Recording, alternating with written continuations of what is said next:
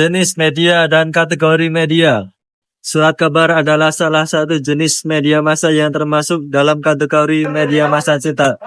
Media ini adalah bentuk tertua dari media massa dan masih digunakan secara luas hingga hari ini.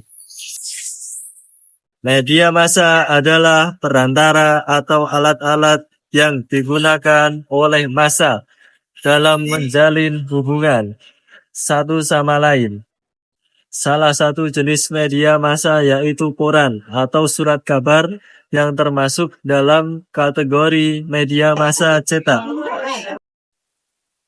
Dalam media massa surat kabar atau koran, komunikatornya adalah media massa itu sendiri, yaitu surat kabar, yang berasal dari individu, kemudian dicetak dalam bentuk tulisan dan memuat berita serta informasi untuk para pembaca agar mengetahui tentang apa yang sedang terjadi.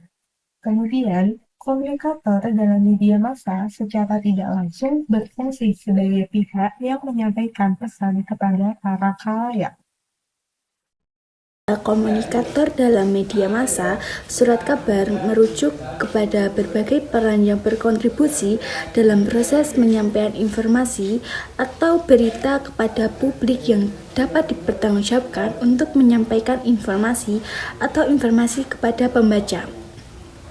Terdapat beberapa peran yang bertanggung jawab dalam menyampaikan informasi seperti penulis berita, jurnalis, editor, fotografer, kartunis, penerbit.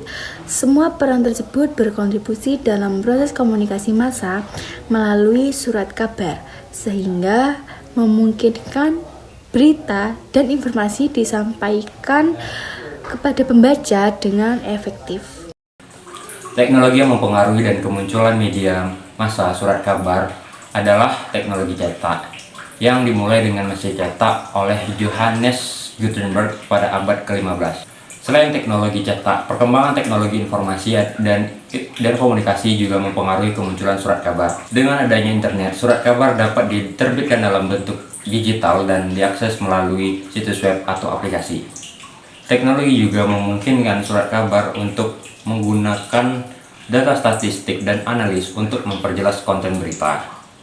Selain itu, teknologi juga mempengaruhi bagaimana surat kabar diterbitkan dan dibagikan. Dengan adanya media sosial, surat kabar dapat memanfaatkan untuk mendistribusikan konten berita dan mengambil umpan balik dari pembaca. Kami ambil adalah masalah ketenagakerjaan oleh MNC Group Koran Sindo.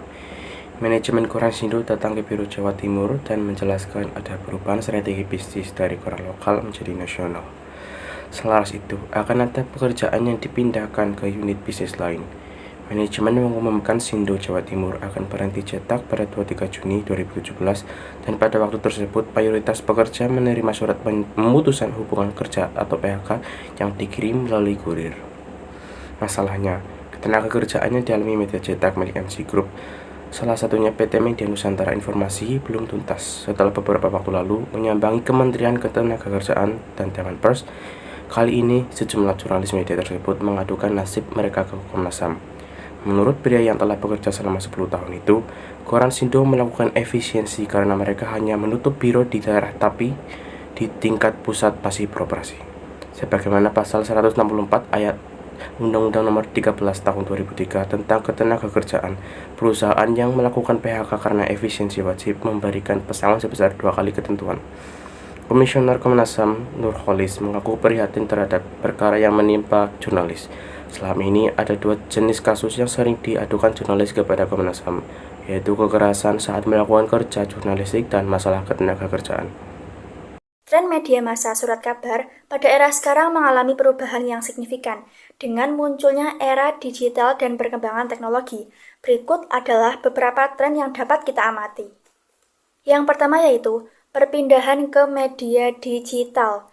Dengan kemunculan internet, banyak surat kabar yang beralih ke platform digital. Mereka menyediakan versi online yang dapat diakses melalui situs web, aplikasi mobile, dan media sosial. Ini memungkinkan surat kabar untuk mencapai audiens yang lebih luas. Yang kedua, penurunan pembaca surat kabar cetak. Seiring dengan perpindahan ke media digital, pembaca surat kabar cetak mengalami penurunan. Banyak orang lebih memilih untuk membaca berita secara online melalui perangkat mobile atau komputer mereka. Hal ini telah menyebabkan beberapa surat kabar cetak mengalami kesulitan finansial dan mengurangi edisi cetak mereka. Yang ketiga, inovasi dalam format dan konten. Surat kabar saat ini lebih berfokus pada memberikan konten yang relevan dan menarik bagi pembaca. Mereka mencoba berbagai format seperti video, infografis, interaktif untuk menyampaikan berita dengan cara yang lebih menarik. Surat kabar juga berusaha melibatkan pembaca untuk memberikan komentar dan berpartisipasi dalam diskusi. Yang terakhir yaitu konvergensi media.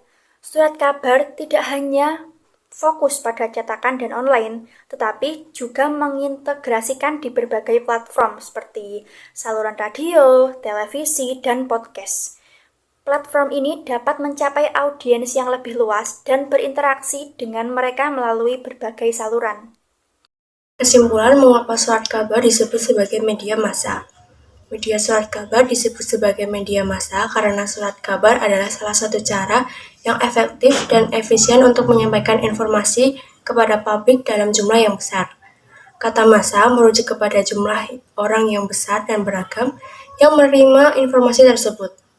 Surat kabar telah lama menjadi sumber berita dan informasi utama bagi masyarakat sebelum munculnya radio, televisi, dan internet. Dengan kata lain, surat kabar memiliki jangkauan luas dan dapat diakses oleh semua orang. Itulah mengapa surat kabar disebut sebagai media massa.